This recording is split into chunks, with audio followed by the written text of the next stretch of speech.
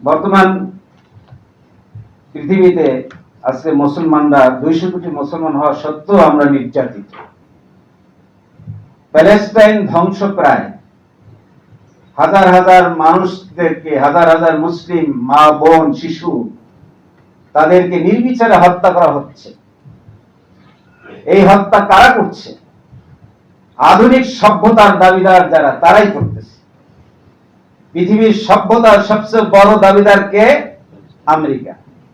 আমেরিকার অস্ত্রই সেখানে হাজার হাজার টন বোমা মেরে সেখানকার সেই নাগাসাকি, জাপানের নাগাসাকি, হিরোশিমার চেয়েও বেশি পরিমাণ উইপন দিয়ে, অস্ত্র দিয়ে, বোমা দিয়ে সেখানকার মুসলমানদেরকে ধ্বংস করা হচ্ছে। অথচ মুসলমানরা চোখ পাকিয়ে তাকিয়ে দেখছে। কেন? আল্লাহর কাছে কি আমাদের জবাবদিহি করতে হবে না? প্রতিটি মুসলমান, এক মুসলমান, ইন্নামাল মুমিনুনা ইখওয়া, আমরা হচ্ছে মুসলমানরা ভাই ভাই।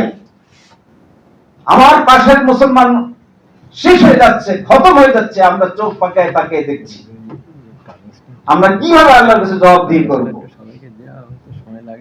তাই আজকে সবচেয়ে বড় প্রয়োজন মুসলমানদেরকে একটা ঐক্যবদ্ধ প্ল্যাটফর্ম তৈরি করতে হবে।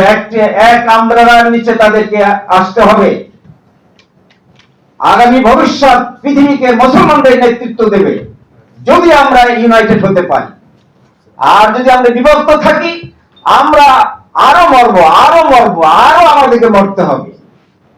সুতরাং ভবিষ্যৎ পৃথিবীকে নেতৃত্ব দেওয়ার জন্য মুসলমানদের ভিতরে নেতৃত্ব সৃষ্টি করতে হবে, মুসলমানদেরকে এগিয়ে আসতে হবে, মুসলমানদের ভিতরে ইউনিটি সৃষ্টি করতে হবে। আমরা যত সমস্যায় থাক না কেন, সেটা ইন্টারনাল সমস্যা আলোচনার মাধ্যমে আমাদের শেষ করতে হবে। কিন্তু পৃথিবীর মুখে আমাদের এক বডির মতো, এক নেতৃত্ব নিয়ে আমরা এগিয়ে যাব। আমাদের হাতে তো অ্যাটমিক এনার্জি পাওয়ার রয়েছে, আমাদের হাতে তো ড্রোন রয়েছে, আমাদের হাতে তো অনেক আধুনিক প্রযুক্তি রয়েছে। আমাদের কিসের ভয়? কারণ পৃথিবীকে আমরা চ্যালেঞ্জ দিতে পারি। তাই আজকে সমস্ত মুসলিম বিশ্বকে ঐক্যবদ্ধ হয়ে মুসলমানদেরকে, একটা মুসলমান, নিরীহ মুসলমান মারা গেলে যাওয়া মানে সারা পৃথিবীর মুসলমানদের মৃত্যুবরণ করার সমান। সুতরাং আসুন আমরা এক হয়ে আগামী পৃথিবীকে নেতৃত্ব দেওয়ার সেই যোগ্যতা আমরা অর্জন করি এবং পৃথিবীকে সত্যিকার সুন্দর শান্তিময় পৃথিবী আমরা উপহার দিতে পারি। সেই তৌফিক আল্লাহ পাক আমাদের দেখ। আমা তৌফিক ইল্লা বিল্লাহ। আসসালামু আলাইকুম ওয়া রাহমাতুল্লাহ।